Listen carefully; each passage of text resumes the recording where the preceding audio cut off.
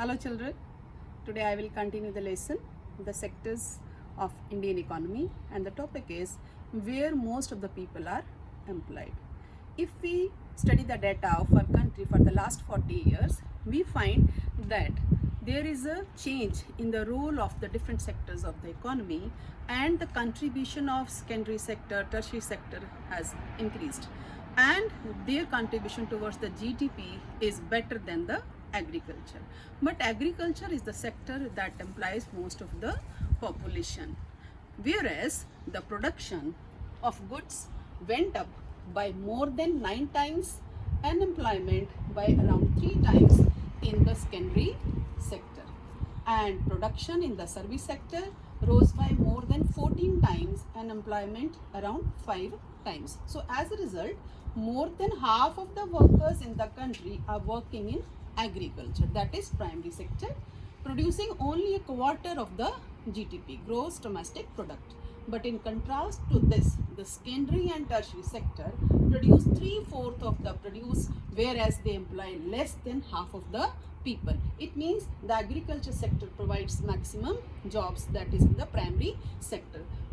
Does this mean that the people working in the agriculture sector are not working as much they should do it? No, it means they all are working in this sector, but what is there? They are working less than their potential, or they are underemployed. So what is underemployment?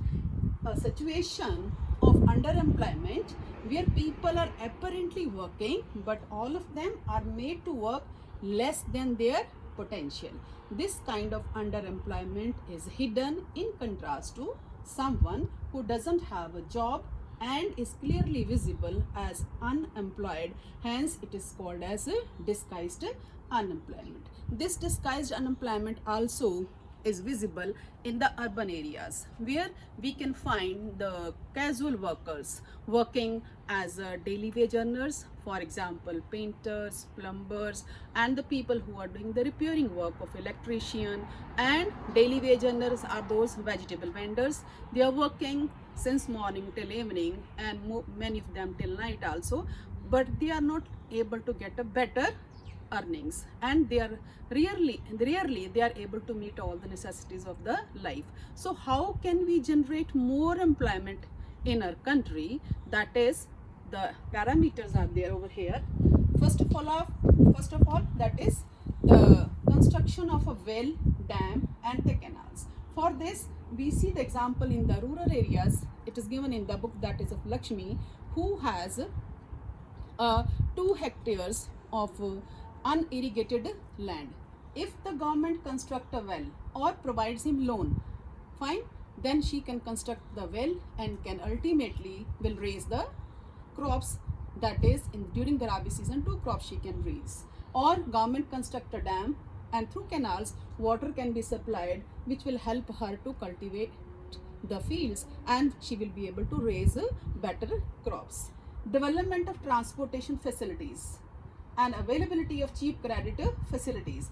Development of transportation facilities here means she needs the seeds, fertilizers from the urban areas to the rural areas, and the crops which she has grown to sell in the cities, in the market. She needs better roadways. So government should go for construction in infrastructure development, that is of roadways, so that the people in the rural areas will get the jobs for the construction, as well as she is able to transport her goods from the cities to the rural areas, and from the rural areas to the cities. And she is provided with these cheap credit facilities, where she is able to get that credit or loan from the money lender at a high rate of interest. But if the government establishes more that bank in the rural areas, she can get that loan at the less rate of interest. Next is promote and locate industries. For example, setting up of a dal mill to procure and process the production, and then it will help to get the employment. Opening a cold storage, that is means if the farmers are growing the vegetables, that is the potatoes and onions, which are perishable goods, if they are stored in these cold storage with the constructions, they can sell those things when the prices are better than they are able to get it. And the people who are living in the villages near the forest area, there they can sell the wild honey through these honey collection centers. Educational institutions and health facilities. Here, the age group from 5 to 29 years of the age group constitute 46.9 that the population of the country, and out of this only 52% people are able to get the education. So rest of the population, they are deprived of the education. Either they are working in the dhabas or they are sitting idle, which is a wastage of the resource for the country. So if we open more and more educational institutions, so the teachers, about 20 lakh jobs can be created only in the education sector. Same way as for the development of a nation health facilities, more doctors and nurses, jobs will be given to them. Tourism or regional craft industry or new services like IT industry, and the Planning Commission has taken a data that if the tourism is promoted as a sector, then we can provide 35 lakh people jobs under this sectors. But all these measures, they which are suggested over here, they may take long term that suggestions, but for the short term, the government of India, the central government in India, made a law implementing the right to work in 200 districts of India, and then extended this to an additional 130 districts. The remaining districts in the rural areas were brought under the act with effect from 1st April 2008, and it is called NREGA, that is National Rural Employment Guarantee Act 2005.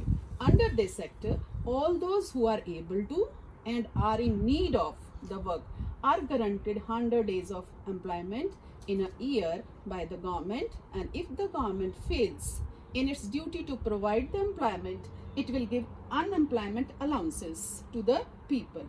And the type of work that would in future help to increase the production from the land will be given preference under this acts. So through these steps taken by the government, and initially we can also take that promotion of these steps, we can generate more employment opportunities for the people. And the next topic is, that is the classification of the sectors on the basis of working condition, that is organized sector and unorganized sector. I will continue in the next video.